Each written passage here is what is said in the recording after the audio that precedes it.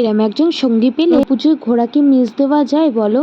তাহলে চলো দেখে নাও। চলে এলাম আজকে জগদ্ধাত্রী পুজোর পুরো ব্লগটা নিয়ে। হ্যাঁ, আমি আর আমার হাজবেন্ড দুইজন মিলে চলে গেছিলাম জগদ্ধাত্রী পুজোর প্যান্ডেল হপিং করতে। সত্যি একজন ভ্রমণ রসিক যদি সঙ্গী পাওয়া যায় তার সাথে ঘোরার মজাই কিন্তু আলাদা। শুধু একটাই, ছুটির। জানো তো, ছুটি পাওয়া হয় না বলে কিছু কিছু জায়গায় বাদ যায়, কিন্তু ছুটি যদি পাই আমরা দুজনে মিলে কিন্তু জুটি বেঁধে যে কোনো জায়গাতেই যেতে এক কথায় জীবনটা কিছুদিনের উপভোগ করাটাই হচ্ছে জীবনের মূল উদ্দেশ্য। সেটা করারই চেষ্টা করি, কিন্তু কিছু কিছু সময় হয়ে ওঠে, কিছু কিছু সময় সাথ দেয় না। তো যাই হোক, হঠাৎই বড়মশাই ছুটি পেয়েছিল এবং আমরা দুজনে মিলেই চলে গিয়েছিলাম আমাদের কৃষ্ণনগরে জগদ্ধাত্রী পুজোর প্যান্ডেল হপিং করতে।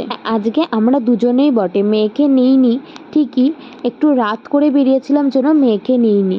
মেয়েকে মা বাবার কাছে রেখে গিয়ে দুইজনে মিলে বেরিয়েছিলাম। প্রথমেই শুরু করেছিলাম বুড়িমার দিয়ে।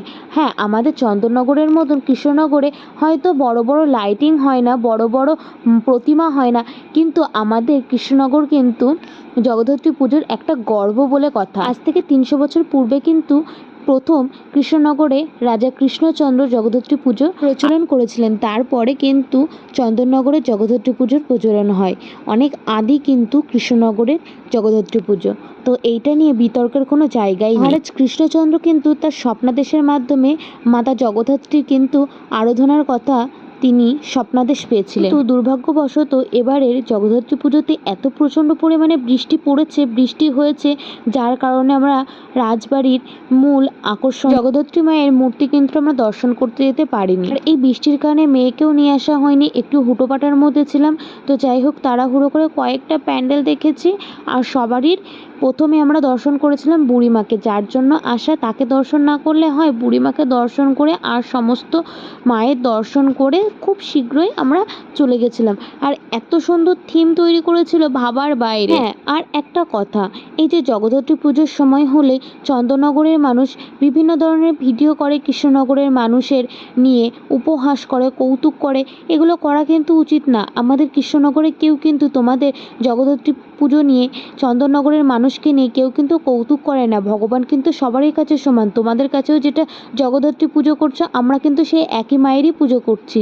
হ্যাঁ, আদি কিন্তু সর্বসময়ই বলবো কৃষ্ণনগরের জগদ্ধাত্রী পুজোই কিন্তু আদি এবং সর্বশ্রেষ্ঠ। তোমাদের যেমন অনেক বড় বড় লাইটিং রয়েছে, শোভাযাত্রা রয়েছে, আমাদের রয়েছে বড় বড় মায়ের মূর্তি। তার থেকেও বড় রয়েছে আকর্ষণীয় বিষয়, সেটা হচ্ছে আমাদের বুড়ি মায়ের প্রতি ভালোবাসা।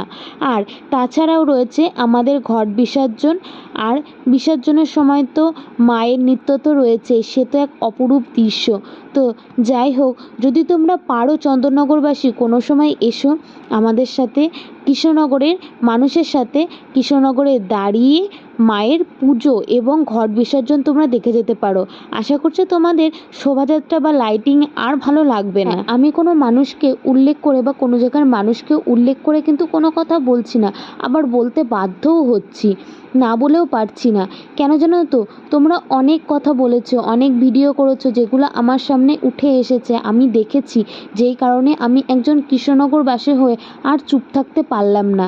তো যাই হোক, এই ভিডিওটার মাধ্যমেই তোমাদের কিছু হলেও উত্তর দিতে পেরেছি। তোমরা হয়তো এই সমস্ত সম্পর্কে, মানে মায়ের পুজো বা কৃষ্ণনগর সম্পর্কে কোনো কিছু যদি না জেনে থাকো, একটা বাচ্চাদের কার্টুন হয় গোপাল ভাঁড়, তো তোমরা সেটা কিন্তু দেখতে পারো, তাহলে পুরো কৃষ্ণনগর সম্পর্কে তোমাদের একটা ধারণা চলে আসবে। আমাদের কৃষ্ণনগর এমনই এক ঐতিহ্যময়ী শহর, যার নিয়ে একটা বিশাল বড় একটা অ্যানিমেশন হয়েছে, এবং সেই অ্যানিমেশনটা এতটাই জনপ্রিয় যা মানুষের মুখে মুখে প্রচারিত এবং কৃষ্ণনগরকে আরও মানুষের সামনে তুলে ধরেছে। যাই হোক, বেশি কথায় আর যাচ্ছি না, একটা কথাই বলবো, যে সমস্ত চন্দননগরবাসী কৃষ্ণনগরবাসীকে নিয়ে এই সমস্ত ভিডিও করেছো, তারা আর কিছু পারো চাই না পারো, পরের বছর একবার একটু জগদ্ধাত্রী মায়ের দর্শন করে যেও, তাহলে বুঝতে পারবে কৃষ্ণনগরে কতটা আনন্দ মজা হয়। তোমাদের লাইটিংয়ের মধ্যে কিছু নেই, আসল মজা তো কৃষ্ণনগরে। তোমরা যদি সন্তান হও তাহলে কৃষ্ণনগর হচ্ছে তোমাদের বাপ।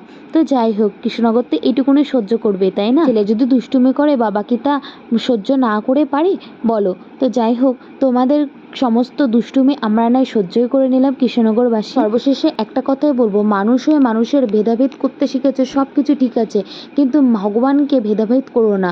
মা তোমাদের কাছেও যেরকম জগদ্ধাত্রী, মায়েরই এক রূপ, আমাদের কাছেও সেই মা একই, আলাদা কিছুই না। শেষে বুড়িমায়ের কাছে খুব সুন্দর অনুষ্ঠান হচ্ছিল, অর্কেস্ট্রা শুনে আমরা খানিকক্ষণ দাঁড়িয়ে তারপরে বাড়ির পথে রওনা হলাম। ভিডিওটা ভালো লাগলে প্লিজ একটু পাশে থেকো, লাইক, কমেন্ট আর শেয়ার করো বন্ধুরা। বন্ধু না থাকলে একটু বন্ধু হয়ে যেও।